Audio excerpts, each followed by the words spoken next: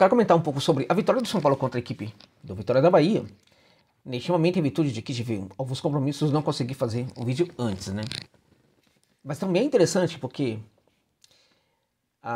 temos um tempo aí pós a vitória, pós o jogo e também a vitória do Tricolor, dá para nós refletirmos sobre muitos outros aspectos, né? Claramente que o Soberdia não é que ele abandonou o Campeonato Brasileiro, né? Não é isso. Eu não acredito nisso conhecendo o técnico argentino. Mas ele fez uma opção diante das prioridades, né? E acho que isso também é bem interessante. Neste vídeo eu quero falar sobre várias questões importantes que eu vi nesse jogo. Várias delas. E eu quero falar para você por que essa foi a vitória do Soberdia, tá? Por que o São Paulo conseguiu esse triunfo, sobretudo por causa do seu técnico? E por que ele foi a figura mais importante desse resultado positivo diante da equipe do Vitória? Tá? É o que eu quero comentar com você aqui neste vídeo. Só antes de chamar a sua atenção para o fato de que este vídeo tem um patrocínio da 1xBet, né? Que é a casa de aposta que apoia aqui o canal, mas também uma casa de aposta importante para você, apostador, para você que curte uma aposta esportiva. Por quê? Porque se trata da mais confiável casa de aposta do planeta, gente. A 1xBet. Que se trata realmente como consumidor, não fica te enrolando, entrega rapidamente. Este é um ponto importante, né? O lucro dos seus ganhos, independente do valor. E nessa hora você percebe que tem casas de apostas bem diferentes aí, uma das outras, e que a 1xBet é a mais importante nesse sentido, né? Não te enrola. Independente do valor, pedir o saque, você vai receber sem nenhuma burocracia na sua conta, tá? Não conheço. Não conhece? Então usa o link que está no comentário fixado desse vídeo, cadastre-se lá na 1xBet, porque agora você tem um bônus de até R$3.000 no seu primeiro depósito. R$3.000. Para tanto, coloque o código promocional ONEXJOSA. Cadastrou. Vamos pedir um código. Coloca o código promocional ONEXJOSA. E a partir desse código, se você colocar lá, você vai ganhar esse bônus de até R$3.000 no seu primeiro depósito. Incrível, né? Até R$3.000. Bom, vamos lá. Dá essa força lá, portanto, tá bom, gente? Comentar então sobre essa partida aí, né? O São Paulo foi com 4 titulares apenas, né? E 4 jogadores que hoje fazem parte ali da titularidade, também jogadores importantes da equipe do Tricolor. Nesse sentido, a gente precisa falar aqui que o Luiz Gustavo hoje é um titular do São Paulo, titularaço do São Paulo. E a ausência do Pablo Maia tem feito com que outros volantes consigam jogar. Então, o Soberdia tá ganhando na volância ali, realmente tá ganhando bastante reforço naquele setor, né? Podemos até admitir que depois de recuperado, o Pablo Maia não fica muito tempo no Morumbi, né?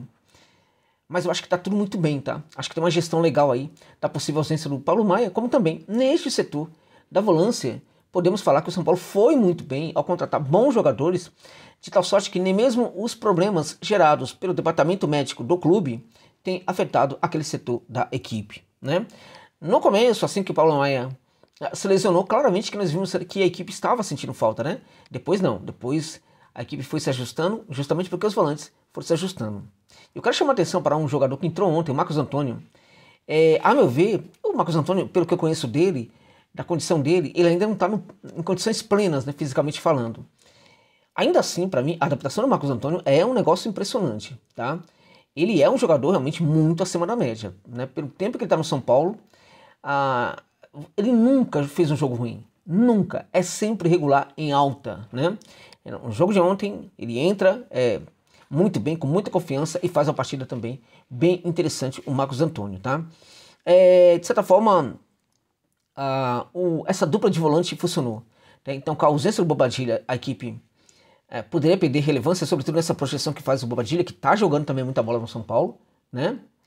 No entanto, a equipe conseguiu manter a qualidade na volância, tá? O Marco Antônio não consegue entregar essa chegada do Bobadilla, mas ele entrega muito mais leitura de jogo também, né? Muita organização ali, ele encopa bastante a equipe, apesar de ainda não estar nas suas plenas condições físicas. Detalhe, o Bobadilla é um jogadoraço, gente, também está jogando muita bola, vai ficar complicado para determinar quem que serão os titulares dessa equipe do Tricolor quando o Bobadilla estiver em condição e quando o Marcos Antônio também estiver em plenas condições, porque o Bobadilla está jogando muita bola e o Luiz Gustavo é hoje um titular indiscutível dessa equipe do São Paulo.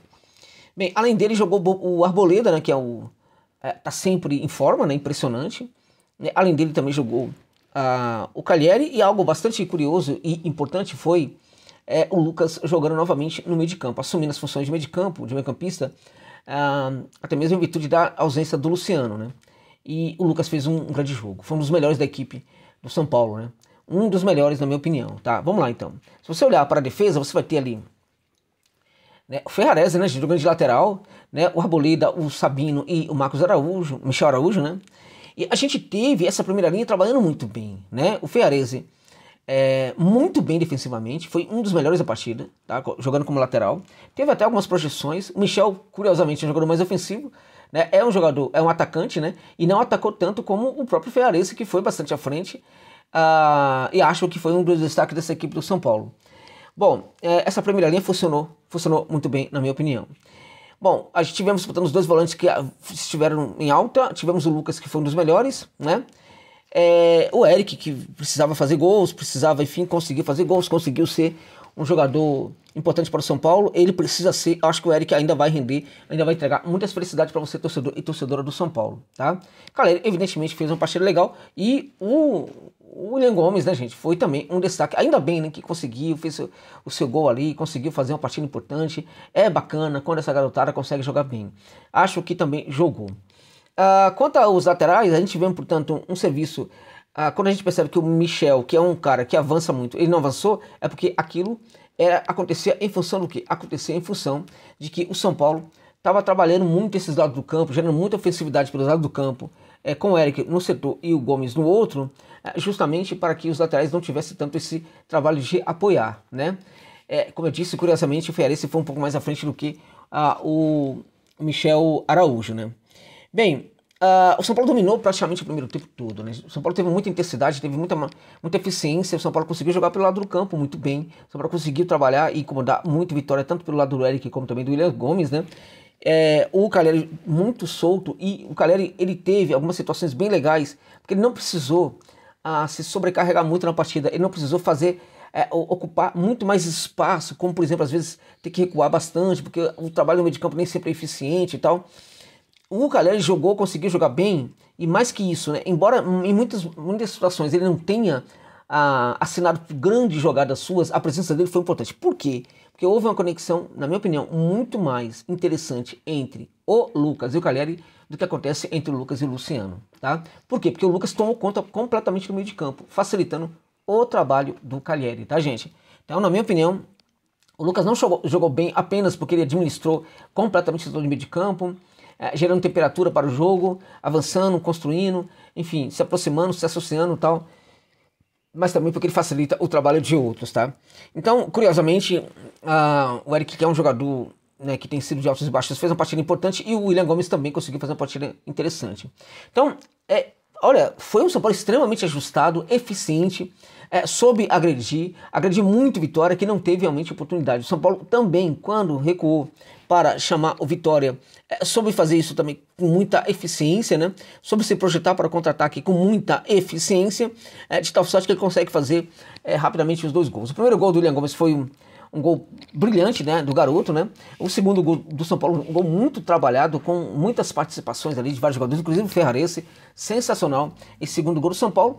E aí o São Paulo, por mandar demais no primeiro tempo, poderia ter feito até muito mais gols, poderia ter feito 4 gols, 3 gols, 4 gols, sem nenhum problema, porque realmente o São Paulo foi muito ajustado, com um time alternativo muito ajustado, e mandou completamente numa partida em que o adversário não vem tão mal assim, né? No segundo tempo, o que a gente viu foi o São Paulo, certamente, a gente tentando administrar o jogo, né?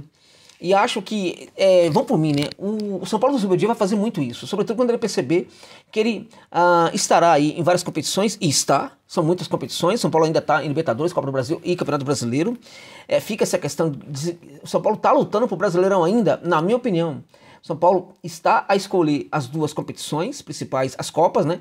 E o Brasileirão, apenas uma questão de oportunidade, que o São Paulo vai tentar lutar por ele. Mas, de certa forma, o São Paulo não vai, por exemplo, brigar abertamente pelo Brasileirão. Se tudo funcionar, ok. Então, na minha opinião, o São Paulo, em termos numéricos, talvez ainda brigue pelo título, né? Não está muito longe do Fortaleza. Mas, em termos reais, acho que o São Paulo talvez não vá brigar. E, neste momento, talvez seja até mais interessante que não brigue mesmo pelo título diretamente, abertamente, e concentre suas energias nas duas Copas, que são dificílimas. O São Paulo tem esse jogo quarta-feira contra o Galo, pela Copa do Brasil, Jogo muito complicado. E depois vai ter pela Libertadores o Botafogo, né? Não depois, tal. Vai ter o Botafogo. Então são dois adversários muito complicados nas Copas. E o São Paulo precisa, sim, priorizar as Copas, né? Tem gente que critica muito o Superdia, né? Ele tá com quase 70% de aproveitamento nessa equipe do São Paulo. Ele tem apenas 5 derrotas em 31 partidas. Ele ajustou muito essa defesa do São Paulo. As pessoas não se lembram, mas o São Paulo tinha vários problemas defensivos com inúmeros técnicos anteriores. Até mesmo com o Crespo, o São Paulo chegava a ter problemas defensivos, tá? Teve com o Rogério Ceni, teve com o Crespo, teve com todos, né? Carpini nem se fala, né? Com o Dorival também teve problemas defensivos. Com a chegada do Zubeldia, o São Paulo para de ter problemas defensivos, tá? Passa a ser uma das melhores defesas do futebol brasileiro. As pessoas se esquecem um pouco dessas coisas, né? Agora, por que essa vitória foi sobretudo no Zubeldia? Quando você coloca um time misto em campo, um time com 4 titulares, inclusive quando ele faz substituições, ele se atenta ao fato de que é necessário colocar a garotada e não necessariamente os titulares, né? Quando o time vai a campo com jogadores muitos jogadores reservas, ele consegue manter o equilíbrio tático, ele consegue manter uma sofisticação tática, que foi o que a gente viu, sobretudo no primeiro tempo, mas no segundo também, tá, gente? Porque no segundo o São Paulo controlou completamente a temperatura do jogo, não agrediu muito, até para se poupar de certa maneira, o que é muito interessante, muito importante, mas o primeiro tempo foi incrível, jogou demais. E isso acontece porque o São Paulo não perdeu relevância tática com a série desses jogadores, porque a questão tática do São Paulo está evoluindo muito. E isto é coisa da comissão técnica, tá? Então se o São Paulo consegue ir a campo com o time alternativo e consegue fazer o jogo que fez contra o Vitória, isto tem a ver com a qualidade da comissão técnica. Então foi ponto para o Superdia. A vitória do São Paulo contra a equipe do Sport Clube Vitória da Bahia foi muito fruto da questão tática da equipe, portanto foi muito fruto do trabalho do Luiz Superdia. A despeito de vários jogadores terem ido muito bem nesse jogo, né? Eu diria para você que o maior nome do São Paulo neste triunfo em relação à equipe do Leão da Barra foi justamente o técnico do São Paulo, o Luiz Superdia. Então é interessante isso porque tem muita gente que critica, tem muita gente que acha que o cara tem que fazer mágicas, tal, esquece, por exemplo, que tem problemas no clube, ainda tem problemas. Às vezes a gente se esquece que esse clube ainda é comandado pelo pessoal do clube social, tal. Não é tão simples assim. No entanto, o São Paulo é um dos poucos times que ainda está nas 3 grandes competições, né, que os gigantes brasileiros disputam na temporada: Libertadores, Copa do Brasil e Brasileirão. Pode perfeitamente estar deixando um pouquinho de lado o Brasileirão aí, mas olha só, com o time reserva conseguiu ganhar, né? Não é o primeiro jogo que ganha, né? Não está tão longe, não se afastou tanto. Gente, olha o São Paulo está muito bem, né? Se você olhar o Brasileirão, o São Paulo está conseguindo, portanto, se manter ali na parte de cima, né? E está conseguindo se manter vivo nas 2 Copas. Isso é brilhante, isso, né? É algo que precisa ser elogiado também. E, sobretudo, a comissão técnica, que nesse jogo, para mim, assinou pela vitória do Tricolor contra a equipe do Leão da Barra, o Sport Clube Vitória. Tá bom, gente? É isso.